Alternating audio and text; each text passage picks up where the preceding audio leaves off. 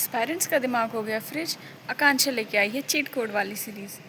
Hello everyone, welcome back to my channel. आज हमारा 10 UPSC question का डे 2 है।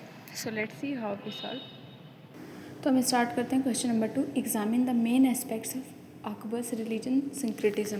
तो सेकेंडली हम लोग पढ़ेंगे दीन इलाही। दीन इलाही ही इसका रिलीजन सिंक्रेटिज्म था, जिसे हम लोग तौहीद ई इलाही भी कहते हैं। ये देखा जाए तो एक तरीके से धर्म नहीं था, लेकिन लोग समझते थे कि ये एक धर्म है। ये सिंपली अकबर का मोरल कोड ऑफ कंडक्ट की तरह था, जैसे आचार संहिता समझ सकते हैं, जैसे एक टाइप का ग्रुप जिसको लोग ज्वाइन कर सकते हैं। उसके बाद इसके पीछे की जो स्टोरी है वो ये है कि जो अकबर का फतेहपुर सिकरी पे इबादत खाना था, उसमें हर धर्म के लोग आते थे, हिंदू मुस्लिम पारसी जैन सब आते थे। वो लोग का डिबेट होता था धर्म के नाम पे। अकबर को ये पता था कि हर धर्म की जो में अच्छी अच्छी चीज़ें हैं, तो अकबर ने हर धर्म की अच्छी अच्छी चीज़ों को लेके एक ये रिलीजियस एक तरीके का ग्रुप बना दिया। इस ग्रुप में एक तरीके का ग्रुप बना दिया, ठीक है। ये ग्रुप जो है वो 1582 में बना, दीन इलाही। इसका जो रूल था, को रूल दीन इलाही का ये था कि इसमें सिर्फ एक ही गॉड होंगे, सन और फायर। ये दोनों रिस्पेक्ट देंगे ये दोनों को, क्योंकि ये हम लोग को लाइट देते हैं, जो हमारे लिए बहुत इंपॉर्टेंट है। सेकंड इसका रूल ये था कि नॉनवेज ट्राई करेंगे कम से कम खाने का, और अपना जो बर्थडे वाला मंथ होगा उसमें तो बहुत ही कम नॉनवेज खाएंगे।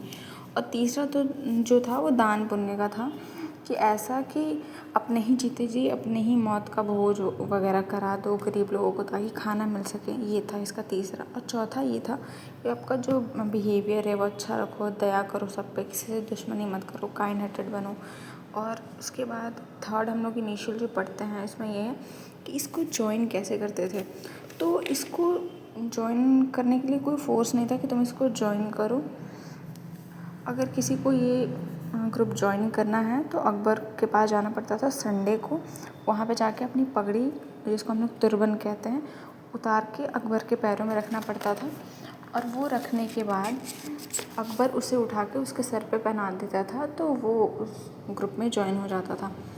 और उसके बाद अकबर एक शस्त्र, जिसे लॉकेट या रिंग कह सकते हैं, वो अल्लाह अकबर लिखा होता था जिस पे, वो बोल के उसको देता था। अब वो ग्रुप ज्वाइन करने के बाद उन लोग का ग्रीटिंग होता था अल्लाह अकबर, या तो जलालू जलालू हो, ऐसे करके कुछ था।